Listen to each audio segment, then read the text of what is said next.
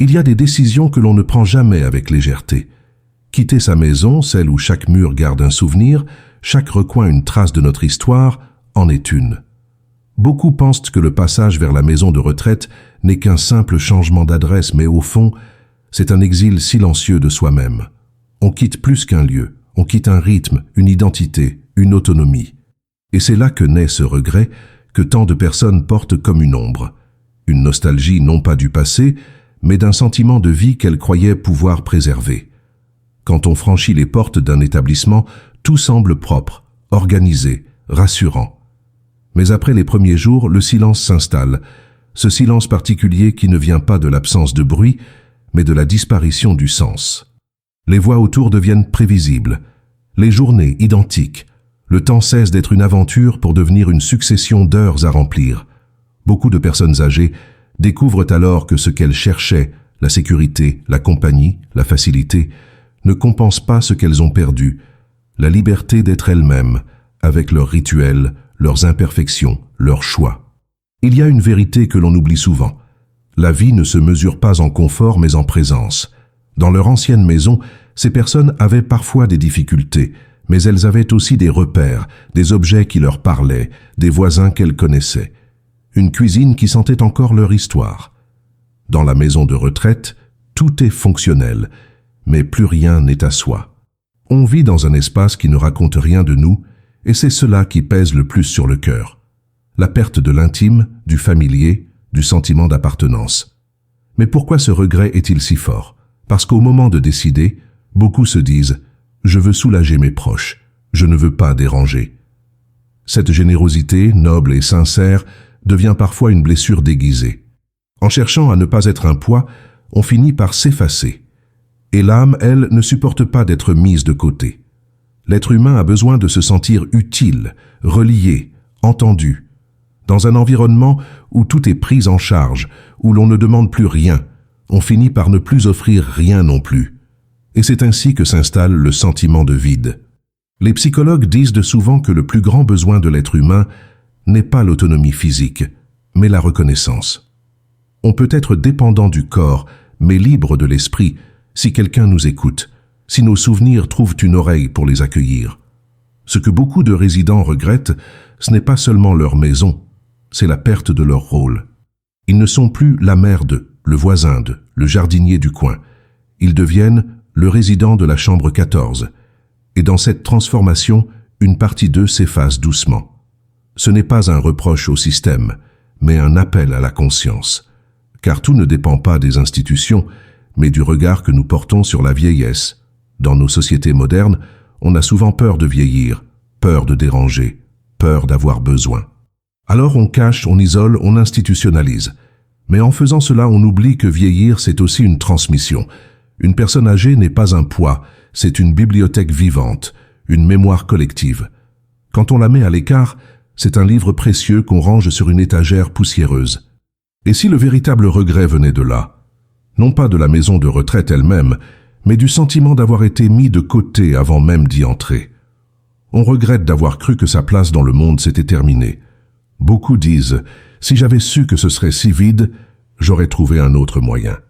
Mais peut-être que ce qu'ils veulent dire, au fond, c'est « J'aurais voulu que quelqu'un m'aide à rester vivant, même dans mes fragilités. » Car le vrai besoin, ce n'est pas tant de soins que de liens. Une main sur l'épaule, une visite sans raison, un repas partagé sans hâte, voilà ce qui nourrit plus que n'importe quelle routine organisée. Le regret naît quand on réalise que la vie a continué ailleurs, sans nous. Et pourtant, souvent il suffirait de si peu pour raviver la flamme. Un mot sincère, une présence régulière, une invitation à raconter. Il n'y a pas d'âge pour se sentir exister. Il n'y a pas de mur assez haut pour emprisonner une âme qui reste ouverte au monde. Ce que nous devons apprendre, c'est à ne pas confondre sécurité et sens. La sécurité protège le corps, le sens nourrit l'esprit. Et quand le sens s'éteint, même les murs les plus confortables deviennent une cage. Alors avant de décider pour soi ou pour un proche, il faut se poser une question simple. Cherchons-nous à vivre plus longtemps ou à vivre pleinement? Cette distinction change tout, car elle ouvre un autre chemin, celui où l'amour, la patience et la solidarité remplacent la peur, la fatigue et la distance. Et c'est sur ce chemin que commence la véritable réflexion. Il y a une chose subtile que l'on comprend souvent trop tard. La vie en communauté ne remplace pas la chaleur d'un lien sincère. Beaucoup de personnes âgées découvrent que la présence constante d'autres résidents n'efface pas la solitude. Elle la rend simplement plus visible. Entouré de visages inconnus, on peut se sentir encore plus seul qu'auparavant, car ce ne sont pas les corps qui comblent le vide, mais la connexion du cœur.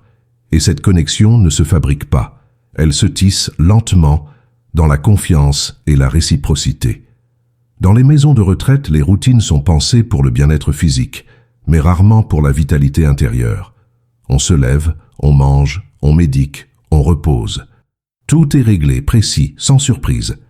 Et si le corps s'adapte à cette régularité, l'âme, elle, s'étiole.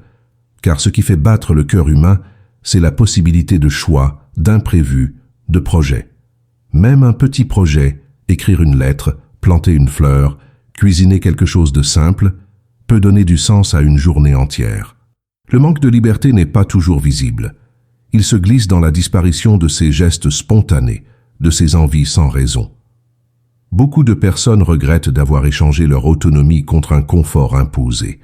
Elles se rendent compte que la liberté, même imparfaite, a une saveur que rien ne remplace. C'est un peu comme une chanson qu'on connaît par cœur. Même si elle grésille, même si elle est vieille, elle réchauffe. Dans la maison de retraite, tout semble neuf, bien organisé, mais cette chanson-là, celle de la vie quotidienne personnelle, ne joue plus. Et le silence qu'elle laisse derrière est celui du manque de soi. Il y a aussi cette autre douleur, plus discrète, celle de ne plus être regardé comme une personne entière, mais comme un âgé. L'étiquette colle, étouffe. Le personnel fait de son mieux, bien sûr, mais la relation devient fonctionnelle. On s'occupe du corps, pas de la personne. Et pourtant, une simple phrase, un regard attentif, un « comment allez-vous vraiment » pourrait faire renaître un monde entier. Car dans la vieillesse, plus encore que dans la jeunesse, on a besoin d'être reconnu, vu, nommé. Je me souviens d'une parole du philosophe Emmanuel Levinas.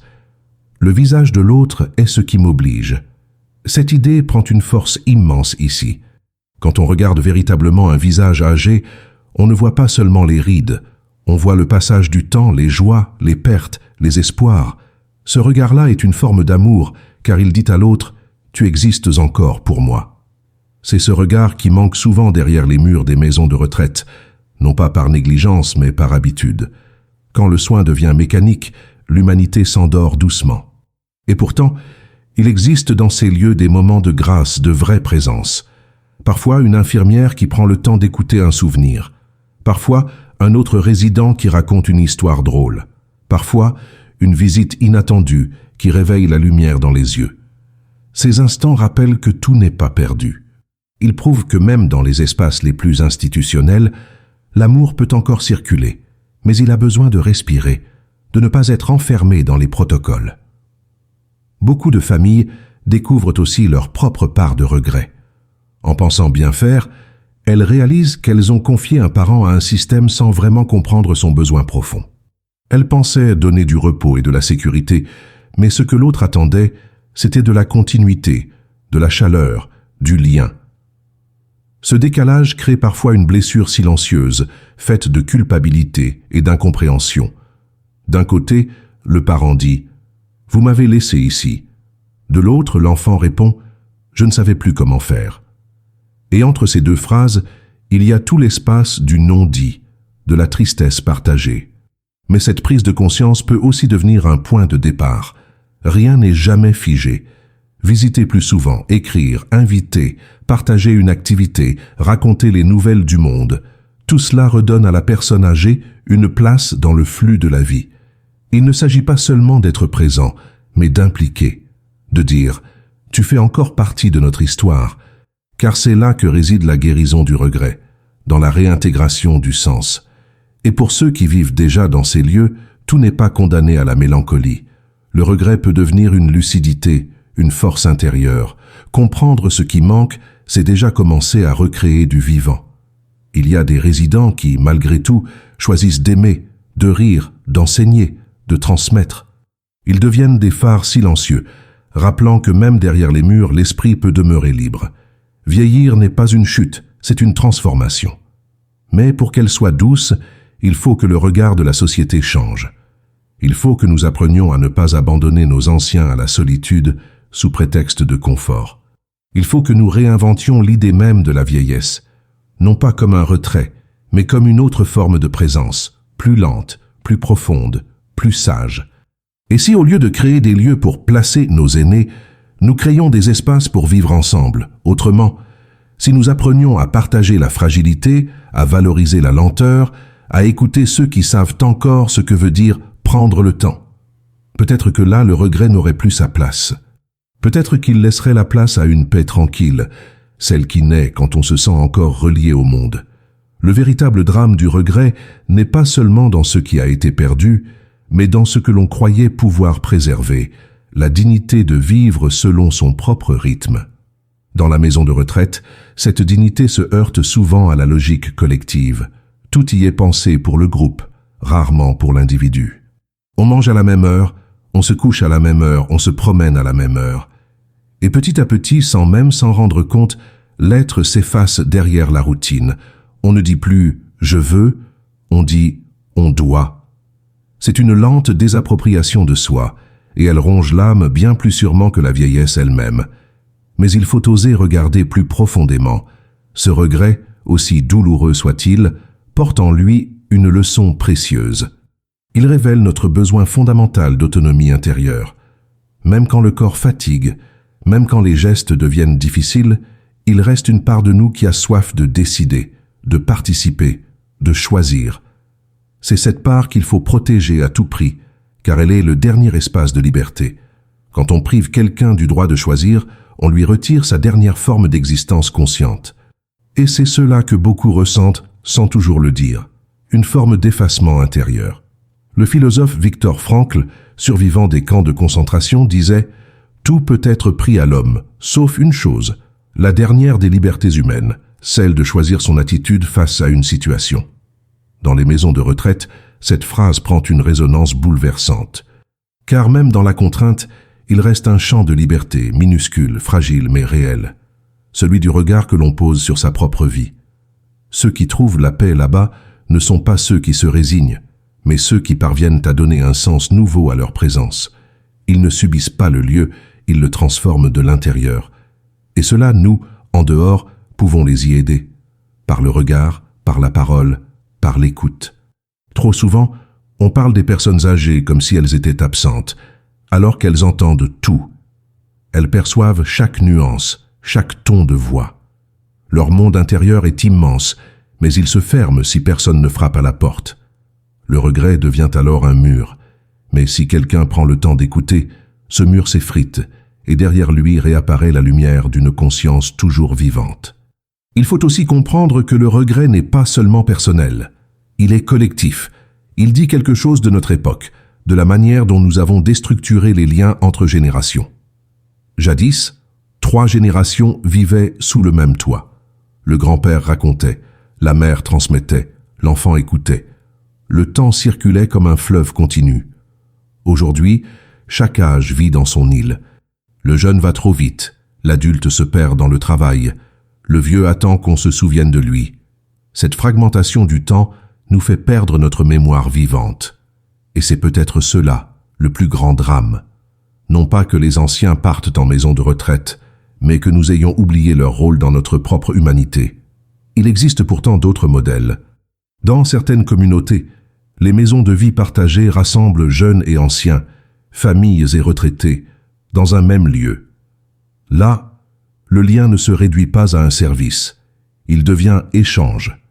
Un étudiant aide à cuisiner, une grand-mère apprend à tricoter, un ancien professeur donne des cours. Ce n'est pas seulement beau, c'est vital.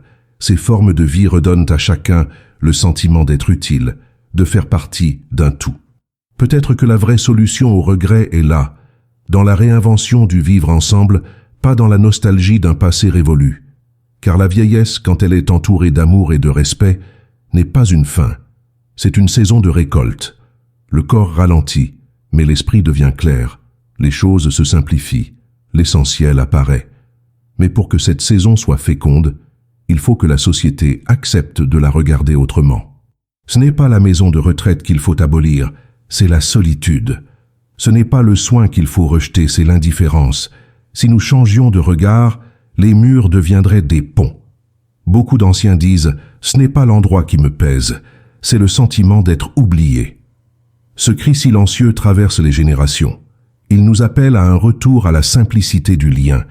Écrire une lettre, téléphoner sans raison, demander conseil, raconter sa journée.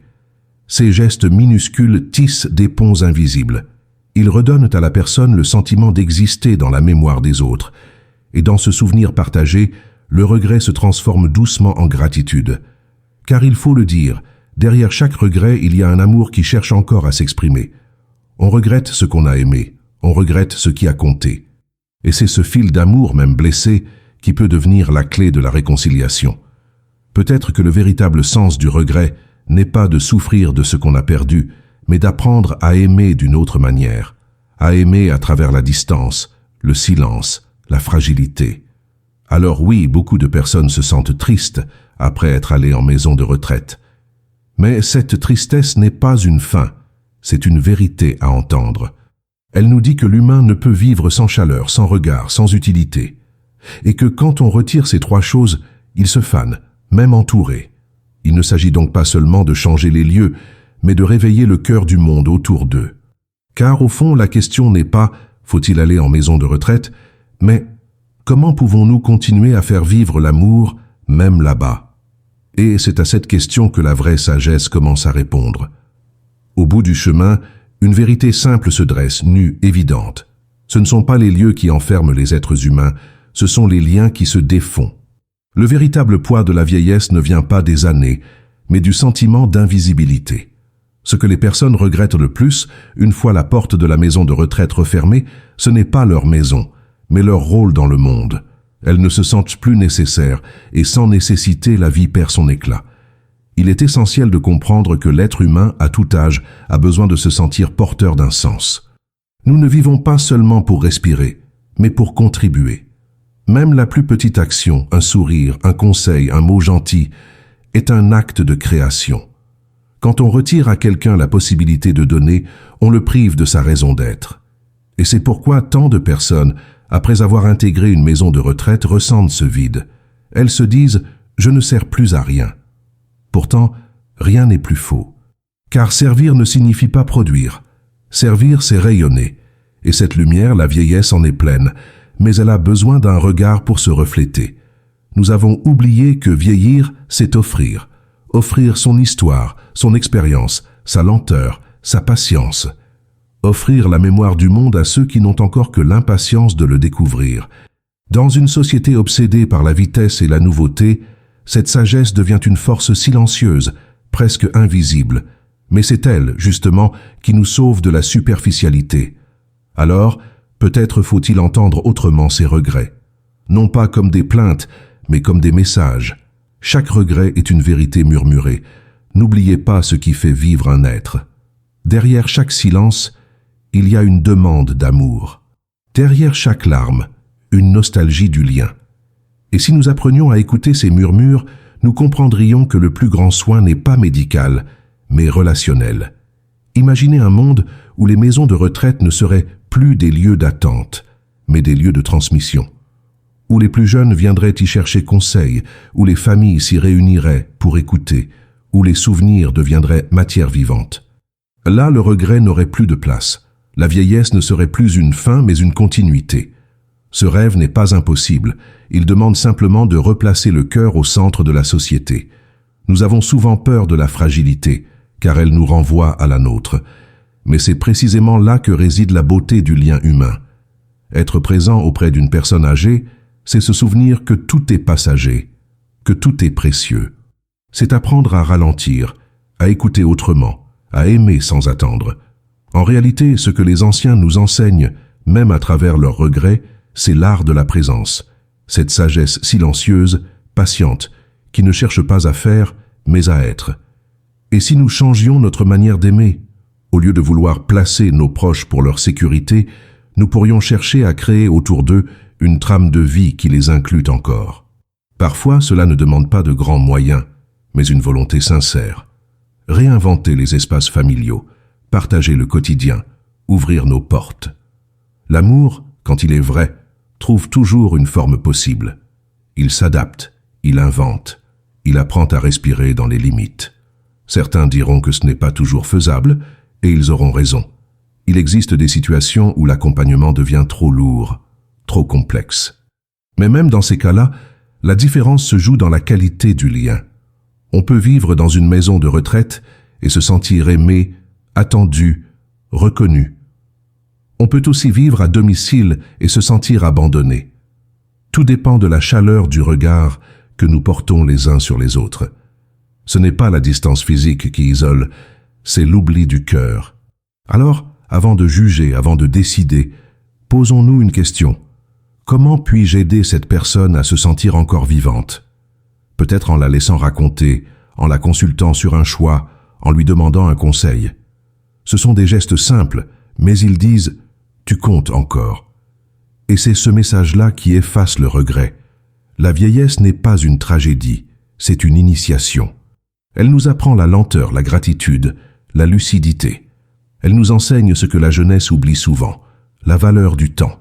Et peut-être que la véritable mission des plus jeunes est de veiller à ce que cette sagesse ne se perde pas derrière les murs. Nous sommes chacun responsable de garder vivante la flamme de ceux qui nous ont précédés. Un jour, ce sera notre tour de ralentir, de douter, de chercher un regard. Et ce jour-là, nous comprendrons que ce que nous avons offert aujourd'hui, une présence, une écoute, un peu d'amour, reviendra vers nous, comme un écho bienveillant. La vie est un cercle, pas une ligne droite. Ce que nous semons dans la tendresse des anciens, nous le récolterons dans notre propre vieillesse. Alors ne laissons plus le regret devenir un cri silencieux.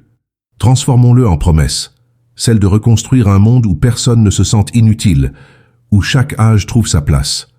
Un monde où la maison de retraite, si elle doit exister, devienne un lieu de mémoire vivante, d'échange et de douceur. Et à vous qui écoutez ces mots, peut-être que cette réflexion réveille quelque chose en vous, un souvenir, une culpabilité, ou simplement une envie de faire mieux. Ne laissez pas ce sentiment s'éteindre. Allez voir, appelez, écrivez. Offrez un peu de votre temps à celui ou celle qui attend sans le dire. Vous ne pouvez imaginer à quel point un geste si petit peut réchauffer une âme entière. Car au fond, il n'y a pas de regret que l'amour ne puisse apaiser. Le passé ne peut être changé, mais le présent peut toujours être transformé. Et c'est ici, maintenant, dans la conscience de ce lien fragile et précieux entre les générations, que commence la vraie réparation.